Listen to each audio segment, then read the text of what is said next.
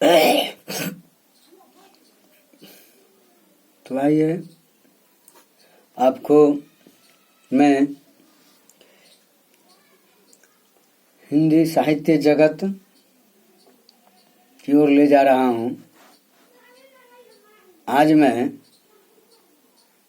क्षितिज भाग 1 Hindi class 9th CBSE board का जो हिंदी है, उस हिंदी ने कबीर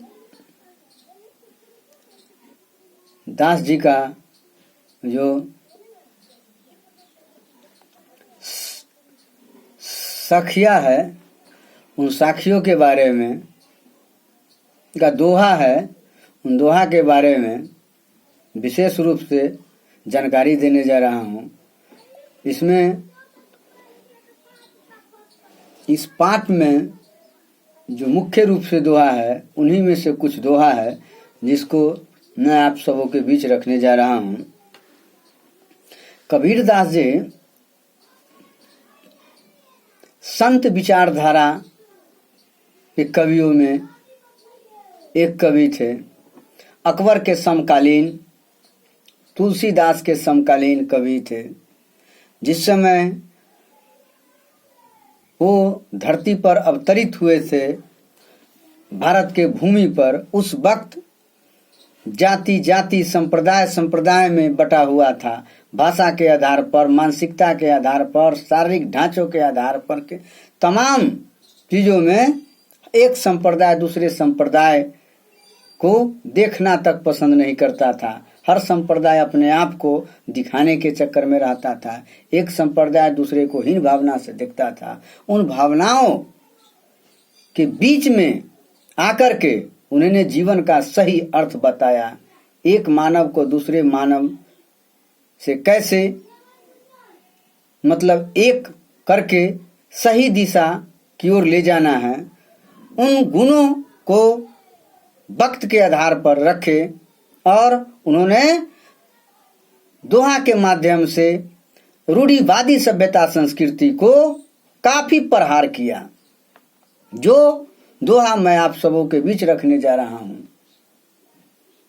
एक घमंड व्यक्ति को हद तक कहां ले डूबता है, उसका भी उन्होंने दोहा के माध्यम से बताया है। एक दोहा है, हस्ती चढ़िए ज्ञान कऊ, हस्ती चढ़िए ज्ञान कऊ सहज दुलीचा डारी।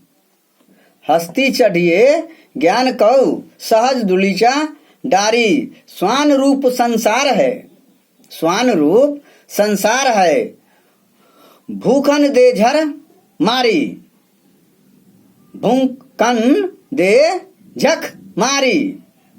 हस्ती चढ़िए ज्ञान को, हस्ती चढ़िए ज्ञान को सहज दुलीचा डारी। स्वान रूप संसार है, भूखन दे झक मारी। इस प्रसंग जो लिया गया है वो हमारी पाठ्य पुस्तक क्षितिज में संकलित कबीर द्वारा रचित साखियों से उद्धत प्रस्तुत साखी के माध्यम से कबीर ने ज्ञानी या ज्ञान प्राप्त करने वाले या ज्ञान प्राप्त करने की इच्छा रखने वाले मनुष्य को सचेत किया है। कबीर कहते हैं व्याख्या के माध्यम से, कबीर कहते हैं, हे मानव, हे मनुष्य, तुम ज्ञान के हाथी पर चढ़ना, लेकिन सहज का दुलीचा डालकर, सहज का दुलीचा डालकर। हे मानव, हे पृथ्वी लोक में बसने वाले मानव, तुम ज्ञान के हाथी पर जरूर चढ़ना। चढ़ने के लिए तुम्हें माना नहीं है, खूब चढ़ो, खूब फलो फूलो, ऊंचे शिखर तक पहुंचने का अथक प्रयास करो, जी तोड़ मेहनत करो। ज्ञान के सागर में डुबकी लगा करके तुम ज्ञान के सही अर्थ को समझो, सही विचारों को समझो, हर चीज को अर्जित करो।